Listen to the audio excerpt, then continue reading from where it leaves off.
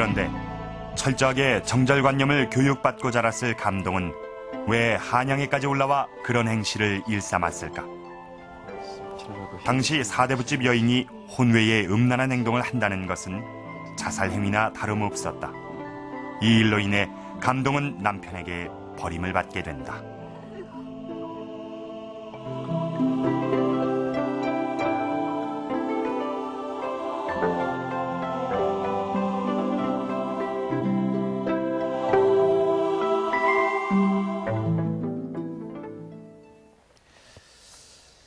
세종 9년 8월 17일의 기록입니다. 이 감동의 본 남편은 지금의 평강 현감 최중기입니다. 이 중기가 무한군수가 됐을 때 거느리고 가서 부임했는데 여자가 병을 핑계하고 먼저 서울로 가서 음란한 행실을 마구 함으로 중기가 이를 버렸습니다. 라고 기록이 되어 있습니다.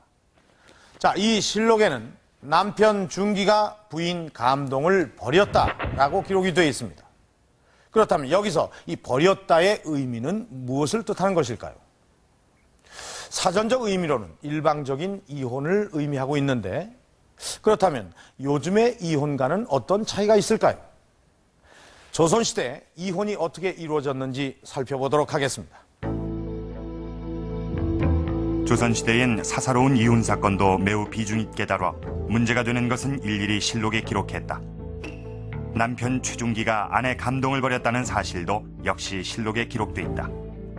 그렇다면 조선시대의 이혼 제도는 어떤 형태로 이루어졌을까? 대체로 이제 이혼의 종류는 우리가 세 가지로 나누어 볼 수 있는데요. 하나는 이제 강제 이혼이고, 또 하나는 일방적 이혼이고, 또 하나는 이제 합의 이혼이라고 볼 수가 있어요. 강제 이혼이라고 하는 것은 혼인 관계 내에서 일정한 사안이 발생했을 때 혼인 당사자들의 의사와는 상관이 없이 국가가 이제 개입을 하게 되는 것이죠. 그 다음에 이제 우리가 일방적인 이혼이라고 하는 것은 주로 이제 남편 측에서나 또 아내 측에서 이제 일방적으로 요구를 하는 건데 대체로는 이제 아내가 도망을 했거나 남편이 도망을 했거나 이런 경우에 이제 양측에서 요구를 할 수 있는 것이고, 이제 합의 이혼이라는 것은 글자 그대로 남편과 부인이 서로 합의해서 헤어지는 것인데, 실제로 우리가 조선 전기에는 이 합의 이혼의 사례는 별로 나오지 않아요. 명나라에서 쓰이던 법전 대명률. 조선시대의 모든 형률은 바로 이 대명률에 의해 결정됐다고 해도 과언이 아니다. 이혼 문제에 있어서도 마찬가지다. 대명률에 명시된 이혼의 종류는 이의, 휴기, 출처, 그리고 종부감해 이렇게 네 가지로 볼 수 있다.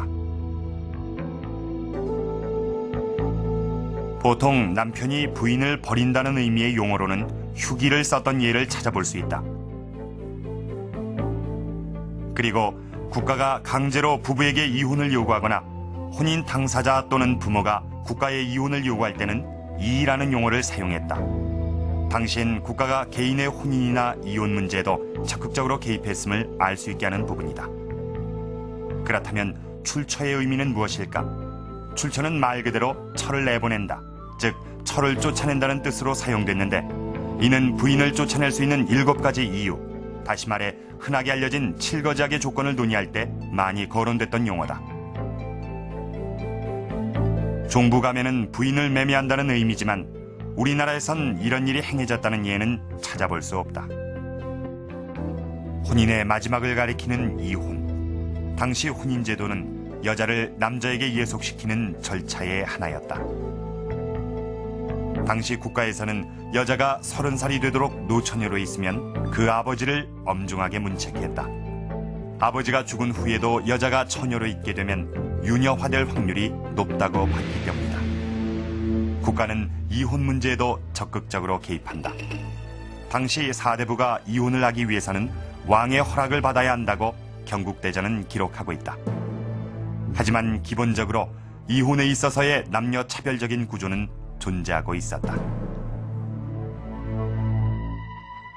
이혼에 있어서의 이제 여성의 차별적인 구조는 이를테면은 시부모라든가 여성의 친정부모에 대한 이제 구타라든가 살해라든가 또 여성을 매매했다거나 뭐 이러한 것들이 있을 때 거기에 여성에게는 더 하나 가중돼 가지고 그 남자는 구타를 했을 때만 사안이 되는데 여성에게는 구타뿐 아니라 욕설을 한 것까지 가만히 되기도 하고 또 실제로 여성이 도망갔을 때는 남성은 뭐 언제든지 그 결혼을 또 다시 할 수가 있는데 여성의 경우에는 남편이 도망가서 3년이 넘어야만 그 개가를 할 수 있게 되는 그러한 데서 결국 이혼에서는 남성의 의지가 가장 그 중심적으로 반영된다고 봐야 되겠죠. 이 조선시대 이혼의 형태에 대해서 살펴봤는데요. 특이한 것은 이혼을 하려면은 임금님의 허락을 받아야 했다는 것입니다. 그것은 그만큼 이혼하기가 어렵다는 얘기가 될 텐데 이처럼 조선이 이혼 억제 정책을 폈던 그런 이유는 무엇일까요? 조선왕조실록에 의하면은 우리나라 풍속에 있어 여성은 곧고 시니가 있어 한 번 시집 가면 결코 개가하지 아니하고 비록 쫓겨난다고 하더라도 종신토록 스스로 수절하기 때문에 국가가 쉽게 절연함을 허락지 않는다. 여성의 정절을 숭상했던 조선시대, 이때는 여성의 개가가 금기시되던 그런 시대였습니다. 만약 일방적으로 쫓겨나게 된다면 경제력 없는 여성이 혼자 살아가는 일이 많아지기 때문에 그것 또한 사회적인 문제가 되기 때문이었습니다. 국가가 이렇게 부부 관계까지 관여하게 된 것은 비록 이혼 문제에만 국한된 것은 아니었습니다. 이렇게 국가가 사사로운 부부 관계까지 관여하게 된 그런 명분은 무엇이었을까요? 건국 초기 이 국가 안정을 추구했던 조선은 국가 안정의 기초로 우선 가정을 꼽았습니다. 그런데 여기서 이상한 점이 한 가지 있습니다.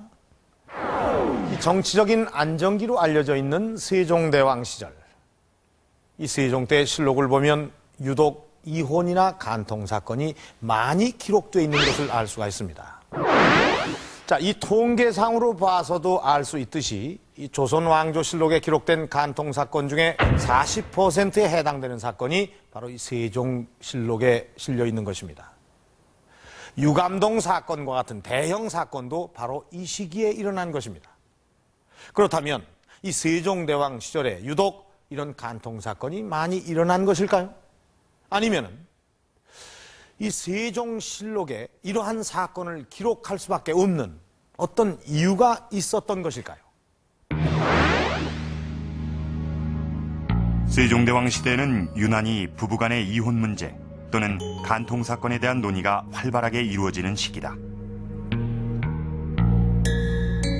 세종실록을 보면 부부간의 이혼 문제에 대한 논의나 간통 사건의 진위를 가리기 위한 논란, 또 그 처벌 문제에 대한 논쟁 등을 쉽게 찾아볼 수 있다. 개인의 사사로운 문제로 치부해버릴 수도 있는 이런 문제에 국가가 이렇게 적극적인 관심을 나타냈던 이유는 무엇일까?